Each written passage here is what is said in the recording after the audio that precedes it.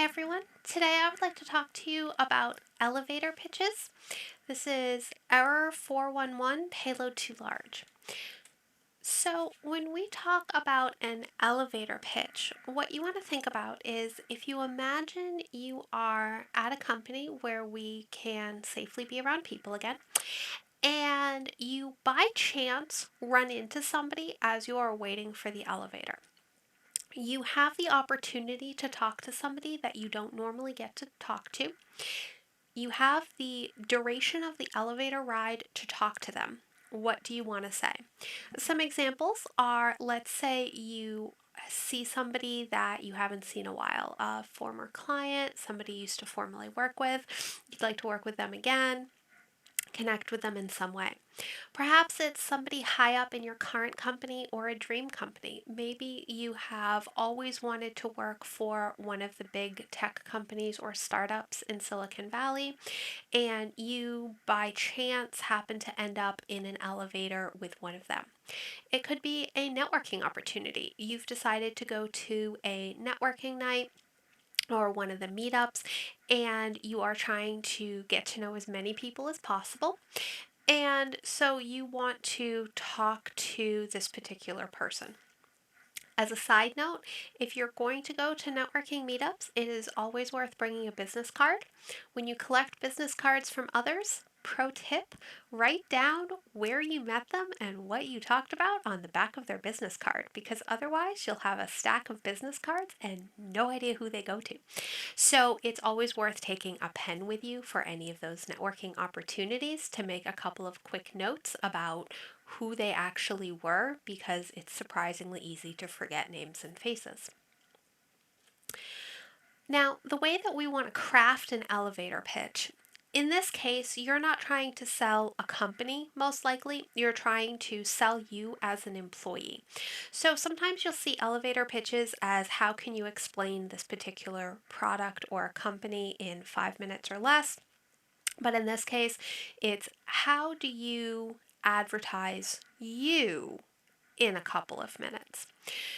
The first thing that we want to think about is the keep it simple principles. So the KISS principle. You want to keep it simple and you want to keep it short. You don't want to sort of drone on for a really long time. People get bored very easily. You want to keep it simple and focused, sort of punchy, so that people will remember you and what you said. The way that we're going to go about doing this is I want you to think of 3 things that make you unique and or you are proud of. So just pull out a piece of paper or a notepad or just a text document on your computer and start thinking of 3 things, no more, no less, that make you unique. Now, when we're talking about these 3 things, don't go for hobbies. So, like, let's say, for example, you're a gamer and you are playing Fortnite. Well, it might be cool that you were able to kill a whole bunch of people and take over some boards or something in Fortnite. However, I would not put that as one of the things that makes you unique, because that just advertises how much time you spend on Fortnite. Instead, think about things that make you unique and you are good at, especially in academic and work settings. For example, are you very hardworking? Do you make sure that you stay with problems until they are finished? Are you, in a good way, stubborn? When you have something in a class that you don't understand, do you pour time into understanding it? Do you have great organizational skills? Do people come to you because they need help being organized? Are you really good with, say, to-do lists or calendars or keeping track of things? Are you particularly good at timeliness with your organization? So you want to think about the things that you are good at in academic and work type settings and have examples of why you picked it. So for example, are you really hardworking. And the reason that you think of that is because you remember this one class that you had, and there was this concept that you didn't get, and it took you 3 weeks to get it. And it seemed like everybody else got it in the first day, but you kept at it and you kept working to understand this particular concept, and you didn't give up until you got it. Then your thing might be perseverance, and you would add the example of whatever that concept was and how hard you worked to understand it.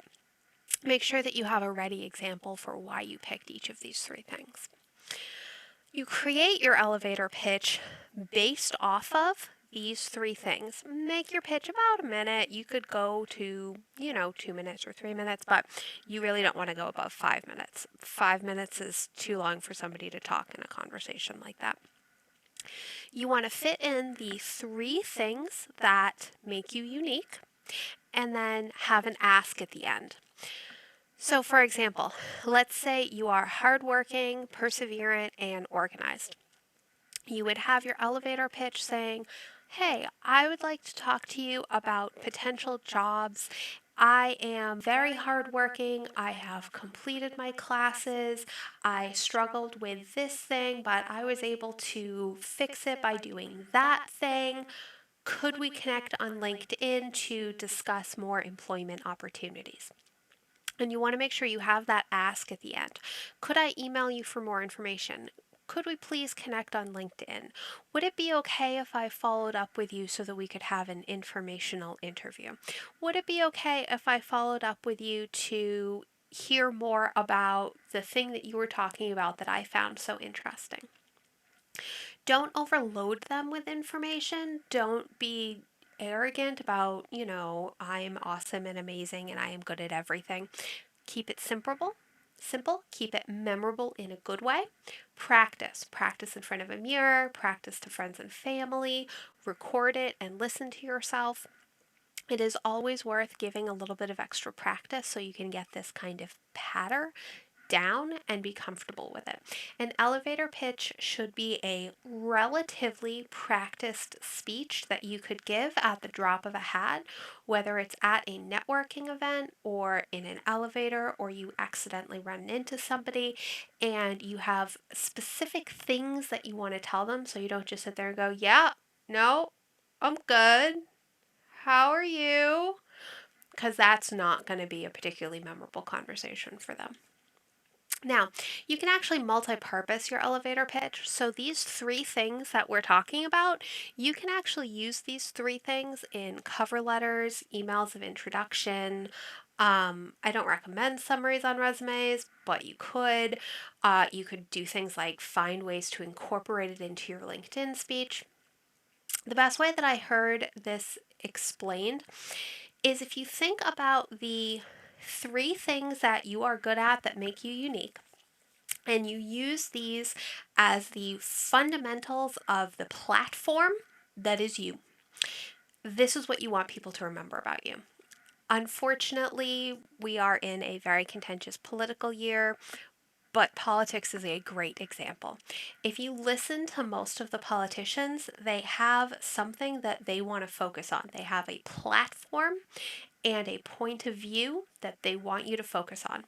And you'll notice that all of the speeches that they give, all of the answers that they give, the questions that they ask are very hyper focused on the platform and the questions and the thing that they want you to pay attention to. You actually do the same thing with an elevator pitch. Think about how many times somebody has to say something before you sort of remember that thing. How many times before that thing is memorable. And an elevator pitch in you, kind of the same idea. That's why we stick to a very simple three things with stories to back it up, because stories always make things more memorable. And then you can always refer back to these three things and this elevator pitch. So if you are, for example, creating a cover letter, you can multi-purpose these three things and have that be the foundations for the middle part of the cover letter when you're talking about why you're a good fit for the company. If you are doing an introduction to somebody and asking them for job potential opportunities, you can use these three things as part of your introduction. You can edit your cover letter and say things like, I am interested in a job with your company because I found it really interesting how you do X. I am very interested in X because I have been so hardworking for this amount of time doing this thing, whatever it happens to be. So once you have those three things, you can actually multi-purpose them. Remember that you want three things, keep it simple. Make sure that you have stories to back those three things, why you picked them. Make sure that it's short. Make sure that it's memorable. Make sure that you practice for the elevator pitch because it's very easy to forget what you're going to say when you are nervous in person, especially if it's after the pandemic and you haven't actually seen somebody in person in a really long time. It's going to be very easy to freeze and freak out. So, what you want to do is make sure that you have this so well practiced that you can give this elevator pitch at the drop of a hat. Please let me know if you have any questions.